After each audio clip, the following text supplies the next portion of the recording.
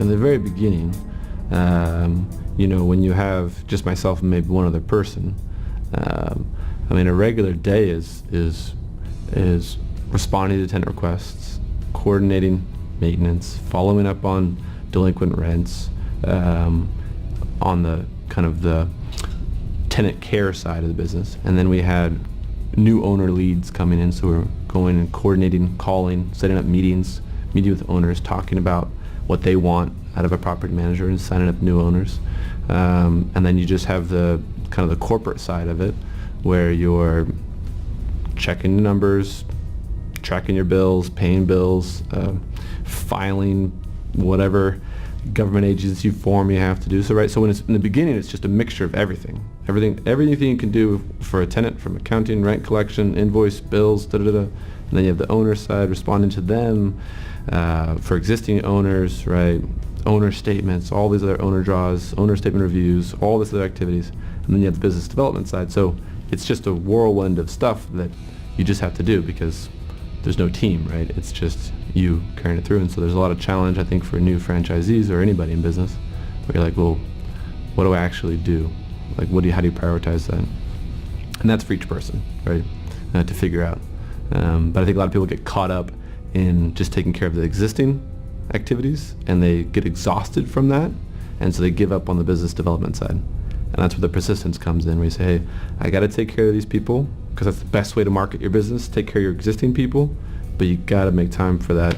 Going to meet, even while we're in the thick of getting started with the business, we're still going out some days, talking about a regular day. There's no regular day, but some days we'd go out and go walk into realtor offices and just say, hey, I'm Darius, I'm Real Property Management. We work with a lot of owners around here. If you have any investors that are interested in maybe getting a rental analysis, we'd be happy to talk to them. And they're like, oh, that's great. Hey, we're just offering to help them with their clients.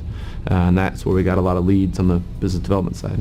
So it's digging in, get the tactical work done, but make time for the strategic. Now it's very different.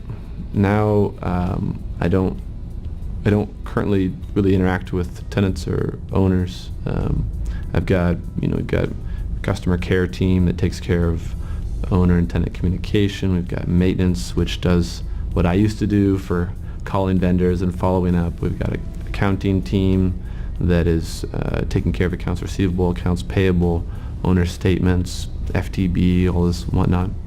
HR to take care of the people and payroll, and a leasing team to do everything from take those initial calls to applications and managing the move-in process and negotiations, and then your reception team. So I think that's the beauty of the business, is that yes, you do it all yourself if you're starting small. I know some companies have some people have a lot of resources, but for me it was just, I just got to do everything myself, and then you build out this team. And I'm still obviously very involved in the business, but it's different. It's more on the strategic side. So my regular days now are very different. It's kind of thinking about where we want to take the business, looking at new systems we might want to install or software, and kind of figuring out who might be the best person to lead that project.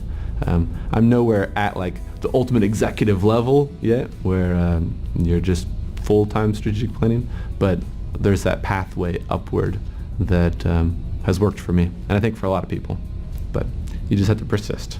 Long days, long nights, 6 days labor, 1 day rest.